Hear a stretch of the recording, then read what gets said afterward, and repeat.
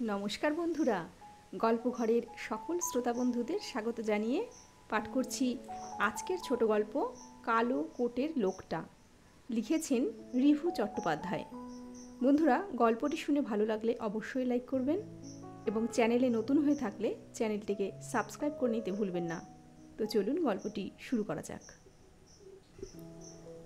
গলিটা ঘুরতেই গাপ্তু পেছনের থেকে নিজের নামটা শুনল। উফ, এই সময় আবার কে পিছন ডাকলো? গাপ্তু একটু বিরক্ত হয়েই বলে উঠল, আমায় ডাকছেন? তোমাকেই ডাকছি। একটু তাড়াতাড়ি বলুন, একেই খেলতে যেতে দেরি হয়ে গেল। খেলতে দেরি হলে কি খুব অসুবিধে হবে? গাপ্তুর মাথাটা এক্কেবারে গরম হয়ে গেল। একে স্কুল থেকে ফিরতে ফিরতে প্রতিদিনই দেরি হয়ে যাচ্ছে। স্কুল শেষ হচ্ছে 4টে, তারপর বাসে চেপে বাড়ি ফিরতে আরও আধ ঘন্টা কাবার। এর মাঝে টিউশন থাকলে তো কথাই নেই। সেই দিন সব খেলার দফা। নিহাত রায় স্যার পড়াবেন না বলেছিলেন। তমালদের তাই আজকের দিনেই একটা ম্যাচ খেলার কথা বলেছিল। কিন্তু ম্যাচ বললেই কি সব হয়? স্কুল থেকে ফিরতেই তো যা দেরি হলো, তার বলে কাজ নেই। এরপর যে বাড়ি এসেই তাড়াতাড়ি মাঠে চলে যাবে, তারও উপায় নেই। মা স্কুল থেকে ফিরে কিছু না খেয়ে মাঠে নামতে তো অনেক দূর, বাইরে পর্যন্ত যেতে দেয় না। বলে আগে খাবি, তারপর কোথাও যাবি। সে না হয় খেলো, কিন্তু তাতেও তো কিছু না হলেও মিনিট 10-12 যাবে। তখন কি করা যাবে? তাও গাপ্তু যতটা তাড়াতাড়ি করা যায় তার থেকেও তাড়াতাড়ি করবার চেষ্টা করেছে। বাড়ি থেকে মাঠটাও অনেকটা দূরে, সাধারণভাবে হেঁটে যেতেই মোটামুটি মিনিট 10-12 তো লাগেই। গাপ্তু আরও জোরে হাঁটতে আরম্ভ করে, কিন্তু একটা বাঁক ঘুরতেই পিছু ডাক। মাথাটাও একেবারে রেগে টোঁ। একবার থমকে দাঁড়ালো, যে ডাকছে ডাকুক গে, না দাঁড়ালেই আর কোনো সমস্যা নেই। তাতেও মায়ের কথাগুলো মনে পড়ল। মা প্রায় বলে, বড় ছোট সবাইকে সম্মান দিবি, কেউ ডাকলে সাড়া না দিয়ে চলে যাবি না। মা যদি জানতে পারে এরকম ডাক শুনেও কথা না শুনে পালিয়ে গেছে, তবে খুব রাগ করবে। তার থেকে খেলার একটু দেরি হয় হোক, সব কথা শুনে তারপরেই যাবে। সেই মতো ভদ্রলোকের কাছে গিয়ে খুব স্বাভাবিকভাবে জিজ্ঞেস করে, বলুন কি ব্যাপার? খেলতে যাবার খুব তাড়া মনে হচ্ছে। হ্যাঁ, একটা ম্যাচ আছে। ক্রিকেট? হ্যাঁ। কোন পাড়ার সাথে? এবার গাপ্তুর হাত পা কিরমির করে উঠল। তাও খুব স্বাভাবিকভাবে বলল, কি বলবেন একটু তাড়াতাড়ি বলুন। খেলা শুরু হয়ে গেছে, 2-3টে ওভার হয়েও গেছে। এবার গেলে আমাকে আর খেলায় নেবে না। কে খেলায় নেবে না? প্রলয় না রাজ? এবার চমকে উঠল গাপ্তু। আপনি আমার বন্ধুদের চেনেন? নিশ্চয়ই, সবাইকে চিনি। নাম বলবো? রোহিত, আকাশ, সম্রাট। স্কুলের বন্ধুদের নাম বলবো নাকি? গাপ্তুর হাত পায়ে কেমন যেন একটা ঝিঝিয়া লাগতে আরম্ভ করলো। গলার স্বরটা কেউ যেন বন্ধ করে রেখে দিয়েছে। নাকে কেমন যেন একটা বিচ্ছিরি গন্ধ এলো। এতক্ষণ তো আসেনি। গাপ্তু লোকটির দিকে ভালোভাবে তাকালো। বয়স ঠিক বোঝা যাচ্ছে না, তবে মোটামুটি 60-এর বেশি তো হবেই। গায়ে একটা ধূমসো কালো কোট, তার থেকে কীরকম যেন গন্ধ বের হচ্ছে। কিন্তু লোকটা বন্ধুদের সবাইকে চিনল কি করে? ভয় লাগলো গাপ্তুর। সব খবর আগের থেকেই নিয়ে রেখেছে। এরপর মুখে রুমাল বেঁধে তুলে নিয়ে চলে যাবে? গাপ্তু বলে উঠল, আমার দেরি হয়ে যাচ্ছে, আসি। তোমাদের খেলা এখনো আরম্ভ হয়নি, বল হারিয়ে গেছে। আপনি কিভাবে জানলেন? সেটা তোমার না জানলেও চলবে, তবে যে জন্য আসা সেটা শোনো। তোমাদের ফ্ল্যাটের গৌতম মণ্ডলকে চেনো? গৌতম কাকুকে চিনব না কেন? গত বছর দুর্গাপুজোর সময় আমাদের কমপ্লেক্সের সেক্রেটারি হয়েছিলেন। খুব ভালো কাকুটা। আমার যারা সাজিয়েছিলাম সবাইকে চিকেন রোল খাইয়েছিলেন, একেবারে নিজের থেকে। আমি ওনার সাথে দেখা করতে এসেছি। ভালো, আমাকে ডাকলেন কেন? ওনার বাড়িতে চলে যান, তবে এই পোশাকে আপনাকে দারোয়ান ঢুকতে দেবে না। ভদ্রলোক সব কিছু শুনেও কিছু সময় কোনো কথা বললেন না। তারপর বলে উঠলেন, যাও, খেলতে চলে যাও। গাপ্তুর সারাটা শরীর এবার বিরক্তিতে জ্বলতে আরম্ভ করলো। কীরকম বিদঘুটে লোক এইরকমভাবে লোকজনকে দাঁড় করিয়ে এরকম সব প্রশ্ন করে। এইদিকে কটা ওভার হয়ে গেল কে জানে। গাপ্তু আর কথা না বাড়িয়ে মাঠের দিকে পা বাড়ালো। কয়েকটা পা এগোতেই একটা খটকা লাগলো।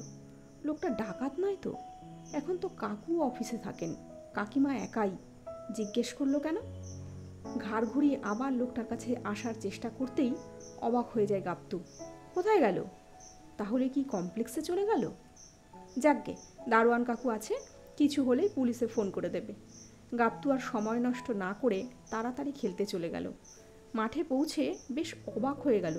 সত্যি খেলা তখনও আরম্ভ হয়নি। কারণটা জিজ্ঞেস করতেই প্রবাল বলে উঠল, আর বলিস না, কোথাও কিছু নেই। আচমকা বলটা কোথায় হারিয়ে গিয়েছিল। সে খোঁজাখুঁজি করতে করতে গেল দেরি হয়ে। ব্যাপারটা গাপ্তুর কাছে ভালো লাগলো না। লোকটা কি করে জানলো? কাউকে কিছু না বললেও খেলাটা ভালো হলো না। লোকটার দিকেই মন চলে যাচ্ছিল। শুধু মনে হচ্ছিল এটা কি করে হতে পারে। ফিল্ডিংয়ের অনেক মিস হলো, ব্যাটটাও ভালো হলো না। মাথার মধ্যে হাজারটা প্রশ্ন উত্তর খুঁজে বেড়াচ্ছিল। এমনিতেই গাপ্তু খেলতে কম এলেও মাঠে নামলেই ওকে টিমে নেওয়ার জন্য কাড়াকাড়ি আরম্ভ হয়ে যায়। বিশেষ করে ব্যাটিং আর ফিল্ডিংয়ের জন্যই গাপ্তুর বেশ নাম। কিন্তু তারই এত ফিল্ডিং মিস দেখে সবাই বলতে আরম্ভ করলো, কিরে তোর আজ কী ব্যাপার, এত মিস? গাপ্তু কোনো উত্তর দেয় না। সন্ধে নামে, খেলাও শেষ হয়। গাপ্তু যতটা পারে ততটাই তাড়াতাড়ি বাড়ি ফিরে আসে। মাকে পুরো ব্যাপারটা বলতে হবে। লোকটার কথাটা না বললে হবে না, বাবাকেও বলতে হবে। কিন্তু কমপ্লেক্সের কাছে আসতেই একটু অবাক হলো। এত লোক কোথা থেকে এলো? দারোয়ান কাকুকে জিজ্ঞেস করতেই আরও চমকে উঠল।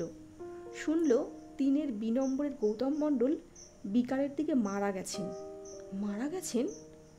গাপ্তু আর এক মুহূর্তও দাঁড়ালো না। তাড়াতাড়ি নিজেদের ফ্ল্যাটে পৌঁছে মাকে জিজ্ঞেস করতেই পুরো ব্যাপার শুনল। অফিস থেকে ফিরেই লিফটের ভিতর হার্ট ফেল করে মারা গেছেন। গাপ্তুর এবার সারাটা শরীর কেঁপে উঠল।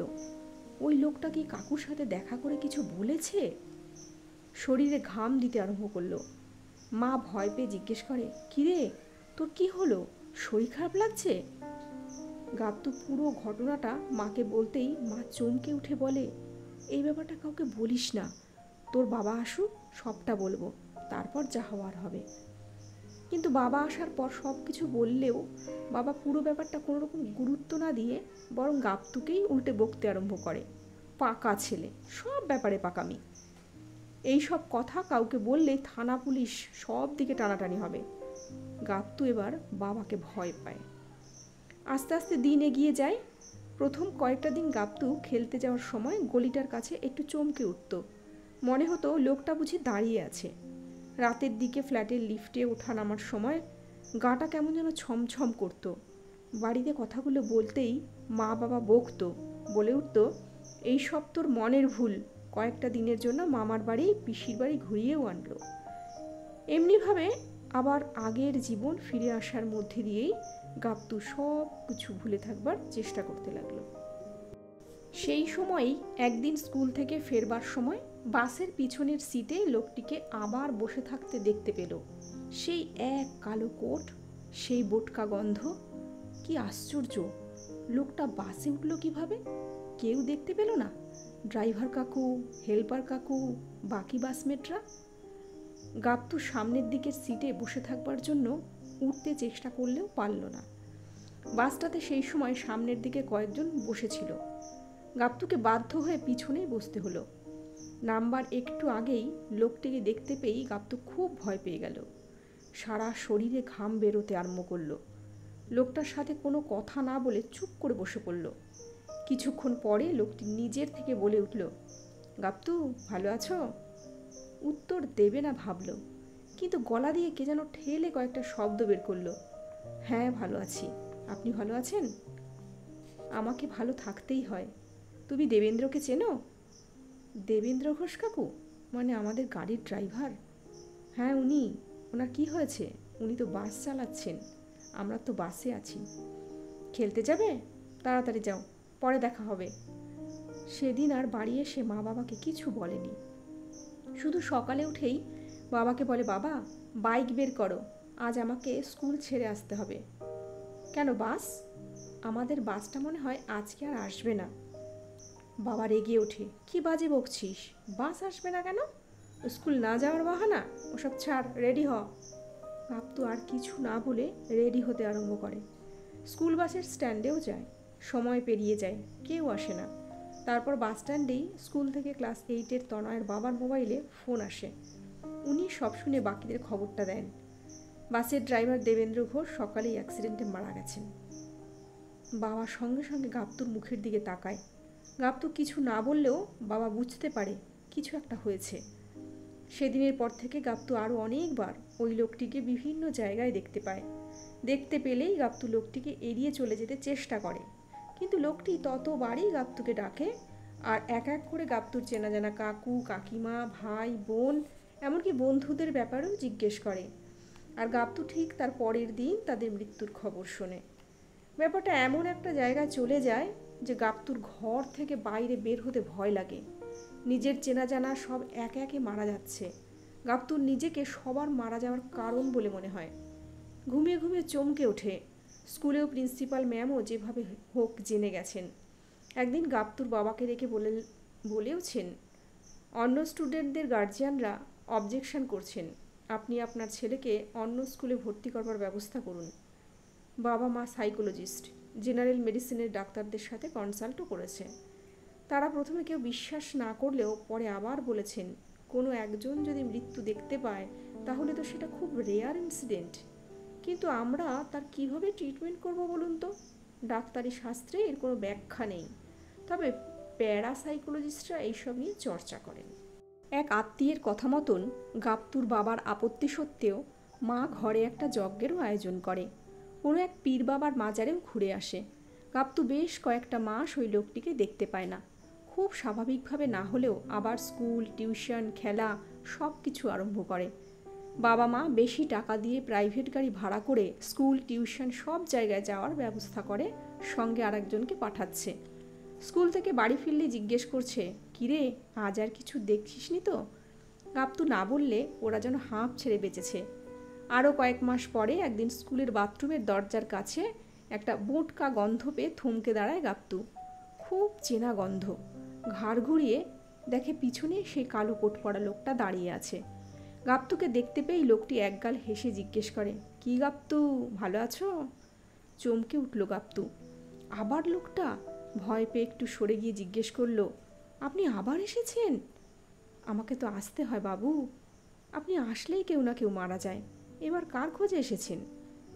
তোমার বাবা এখন কোথায়? গাপ্তুর সারাটা শরীর ভয়ে কাঁপতে আরম্ভ করে। বাথরুমে না গিয়ে স্কুলের মধ্যেই ব্যাগ রেখে গাপ্তু স্কুলের ছোট গেট দিয়ে বাইরে বেরিয়ে আসতে গেলেও পারল না। চিৎকার করে কেঁদে ওঠে। দারোয়ান কাকুর পা ধরে দরজা খুলে দেবার অনুরোধ করলেও উনি শুনলেন না। প্রিন্সিপাল মিসের কাছে যেতে বললেন। চোখের সামনে তখনও স্কুলের একটা কোণে সেই কোট পরা লোকটা দাঁড়িয়ে। প্রিন্সিপাল ম্যাডামের অফিস 3 তলায়। গাপ্তু মাঝখানে থমকে দাঁড়ায়, দু চোখ দিয়ে জল গড়িয়ে পড়ে। বন্ধুরা, আর কি ধরনের গল্প আপনারা শুনতে চান অবশ্যই কমেন্ট করে জানাবেন।